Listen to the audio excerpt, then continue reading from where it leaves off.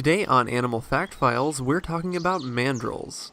Don't monkey around, be sure to subscribe. We'd like to thank Christian Chapu for today's suggestion. Mandrills might just be some of the most colorful mammals on our planet. With their distinct red and blue faces, as well as their purple rumps, it's not difficult to distinguish a mandrill, even when they're side by side with their relative, the drill. You might be thinking that mandrills look pretty similar to baboons with those rosy cheeks, and you wouldn't be wrong. Until recently, mandrills were classified with baboons, but nowadays they're in their own genus along with drills. Mandrills, drills, and baboons are all monkeys though, and mandrills are thought to be the largest monkeys in the world. The mandrill's fantastically colorful face is thought to be an indicator of social status in males and reproductive readiness in females. Mandrills live in troops that can contain anywhere from just a handful of members to somewhere around 1,000. The troop is headed by a large male who has breeding rights to the females of the group, though it's typically the ladies who decide when and with whom they'll mate.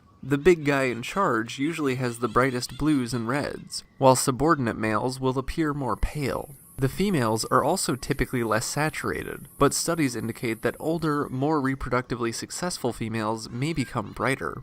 Mandrill mamas give birth to a pink-faced infant, who stays with her until she gives birth to her next baby. Because mandrills live in groups, it's thought that they likely help each other in raising the kids. Those big canine teeth might look menacing, but usually when a mandrill grins, it's to indicate friendliness. When we see it, it certainly doesn't look like, "Why yes, I'd be happy to pull bugs out of your fur today," but it is, probably. It takes 4 to 9 years before mandrills are ready to have babies of their own. They may live to be 20 in the wild, and captive-kept mandrills have been known to double that age. In the wild, mandrills live in Africa near the equator. They live in forested areas which can become pretty dense, so in order to keep in touch, mandrills will give out loud calls and shrieks. This is great for group communication, but not so great in keeping their location a secret. One of the biggest threats mandrill populations face today is hunting. Mandrill meat is considered a delicacy by some, and the mandrills make it pretty easy to locate them with all their wailing.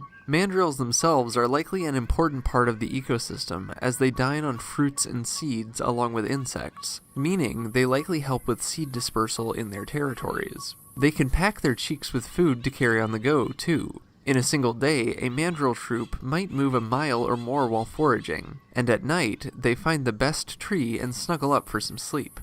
Oh, and if you're thinking these faces look familiar but you just can't put your finger on where you've seen them before, you might be surprised to learn that one of the most iconic baboons in animation history isn't a baboon at all.